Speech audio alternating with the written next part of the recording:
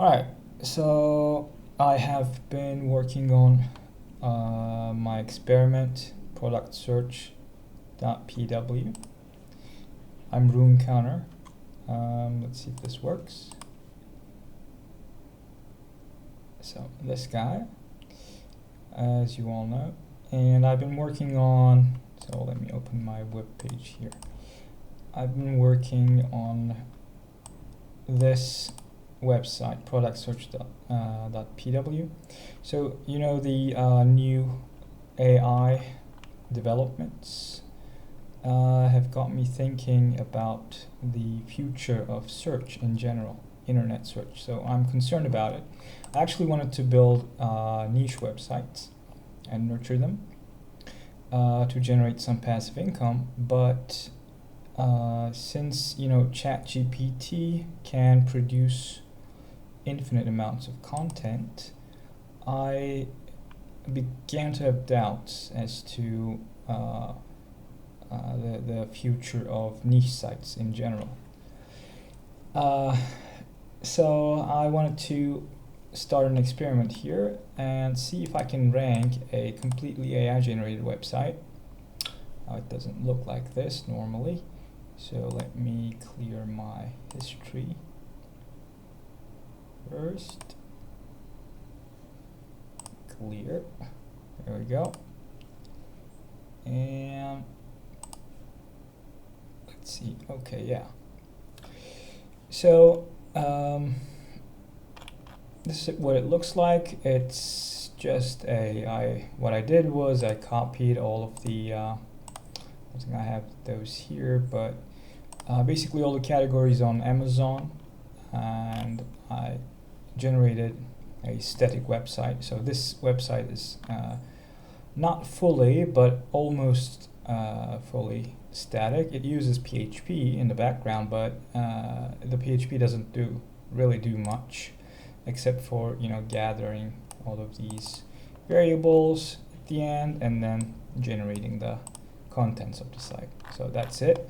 And I also use Python to actually generate these PHP pages, right? And this is my actual code in Python. It's a pretty complicated code base now, I guess. I have my functions, these API functions. Let's see. Alright, so 4 API functions that I wrote, and then quite a few utility functions as well, and I've got all of these scripts to do different things basically for me. And what I'm doing is generating articles using this script, which is multi-threaded, to call OpenAI API and have ChatGPT 3.5 Turbo generate articles for me, and I then upload them to my domain here, productsearch.pw. Right now I've done all of the pages for these, the main categories, and then each category also has subcategories like this. I haven't actually I've just tested my code with a few of these subcategories, and I haven't uploaded them yet either. So let's see, localhost. Here we go, appliances and cooktops, for instance, and I don't have any anything below this level, right? And dishwashers, freezers, ice makers, range hoods, etc. So what I'm doing is generating a title and an outline, having ChatGPT generate those for me, and then sending ChatGPT requests to actually write all of the sections one at a time. Okay, and you can set all of those things in my configuration file here. So how many sections do you want in your article? How many images do you have available to put under each section heading? The subheadings, H2 level, basically.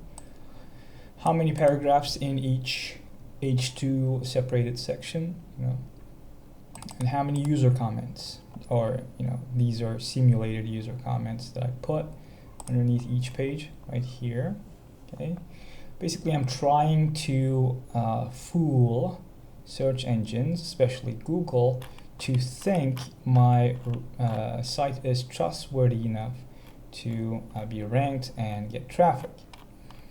And social signals are important, I guess, for search engines. Of course, nobody knows exactly what Google thinks is important or will think is important in the upcoming months to years. I actually generated 200 authors, 100 female, 100 male names, and had ChatGPT write biographies for them. I'm going to generate some images for each author as well, the profile image. I have about 500 female and 500 male profile image pictures for user comments, and these are just picked randomly from my pool of profile images, and all of these are unique because I had AI generate these images. If you go to this website, don't believe anything you read on it, obviously, because it's AI generated, and I'm not vouching for the accuracy of anything on this website. This is just an experiment to see if Google can be fooled, and if that is the case, then building and nurturing and really sinking time into handcrafted niche websites might not be the best course of action for passive income right now. And that's all I'm trying to learn with this experiment. Alright, so I left somewhere here warming drawers. I guess I made them. Washers, dryers. Okay, so I don't have the page for washers and dryers yet. And I have an Excel file that I made here. My code reads this Excel file line by line and then takes the relative path and builds an article with these keywords. And I just put the slugs here as well because I use it in generating the PHP code as well. And let me show you what that actually means. So number of threads, let me keep that at 1 for now to have you see how actually one of these pages is generated. Washers and dryers, okay. Let's see, I don't have a page for washers and dryers, right? Yeah, okay. So we're gonna go ahead and generate that page automatically using my code and ChatGPT.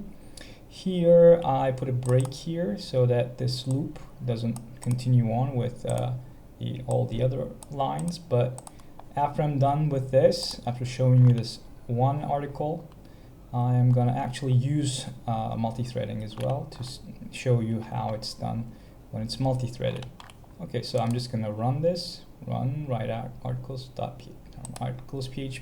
Yes, that's the name of my script to write the articles. And the script is running right now, and we're going to see some messages here. If we get errors, we're going to see that as well. So the outline has been generated for this particular page.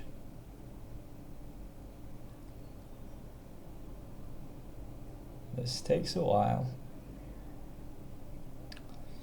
Alright, so we got a warning here. Initially, so I used two JSON decoders. One actually follows the valid JSON format, and the other one is called dirty JSON, and I'm using that one in case the valid JSON one fails, right? And in this case, the valid JSON one failed, right? Because it's invalid JSON, but my dirty JSON package handled that. And I need to check the results as well to see if everything is in order. I'm still testing this, but according to my latest test, everything should be fine, I guess, I hope. Oh, by the way, if the generation of a section fails, then my code retries until you get an output from ChatGPT that's actually valid to handle. Right, so all right, all section texts have been generated, and then author info box was generated, user comments were generated, again using ChatGPT here, and we're done with this keyword. This was only 0.2% of the remaining pages, right? So I have 525 pages in total to go through in this episode at least, and this was only one of them. It said all done because, you know, I wanted to cut it short to just have a look at how one of the articles gets generated. Now let me check the article that has been generated. So we have washers and dryers here, index PHP. All right, so let's see here if we have any problems. I don't see any problems. Section texts are, so there was a problem recently with that I tried to fix with JSON decoding, but it looks like everything is fine now. And let's check the page, washers and dryers. I'm going to reload this, and we have the page. H2 headers, and I'm putting a WebP image underneath the H2 headers. That's the fastest image format, I guess, the smallest, making the smallest images with little loss in quality. I've got my author link here, I've got my published date. I put these dates basically starting at, let's see here, where is it? Config. Okay, so my dates are going to start at 1st of August. That's basically when I started publishing the site, putting it up on Google. And it basically, my code generates a date randomly from that start date up to today's date. So this is September 9, so I just put a published date here, which is fake, of course. We just published it now. But, well, I'm trying to fool Google. So that's the point of the experiment. So I'm trying my best to do that. And we'll see how this is gonna fare. Right now, I don't actually have any traffic on the site coming from Google. I don't think the pages have been indexed because I've had problems choosing my content management system. It was Grav at first, but I had to change because when I added 1900 pages to Grav, the site basically stopped loading. It took about a minute to load any page. So I switched from Grav, a content management system, to this pure PHP solution.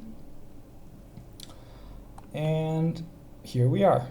I've been using Leonardo for generating the profile images, but for generating my images on these pages, except for this one, for instance, these are lower quality images that I generated using not RumPod, but getimage.ai. Yeah, I think that was it. Let's see, do I have it here? No.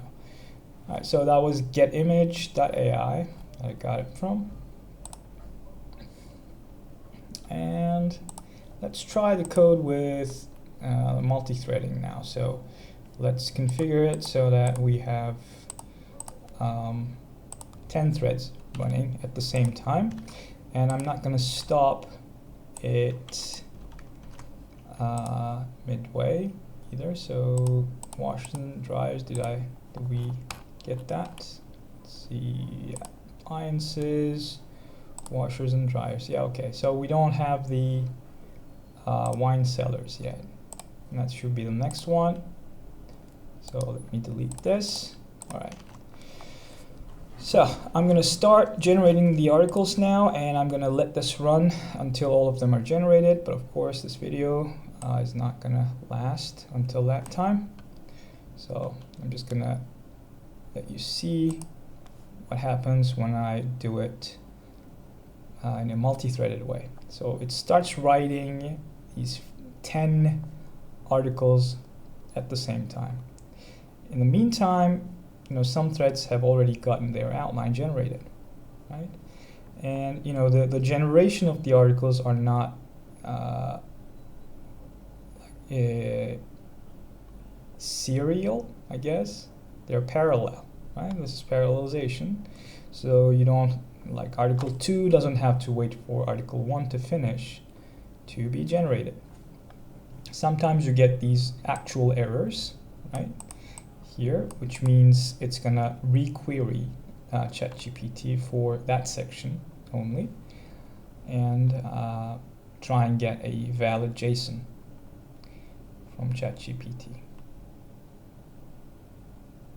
I haven't shown you my prompts. I kind of want to keep them to myself, but they're not really that special. Basically, I use my functions. So let me show you the API function here. My functions use a system prompt along also with a user prompt, right? So the system prompt basically tells ChatGPT my expectations of it, what it is, what I consider it to be, etc., what I wanted it to do as well.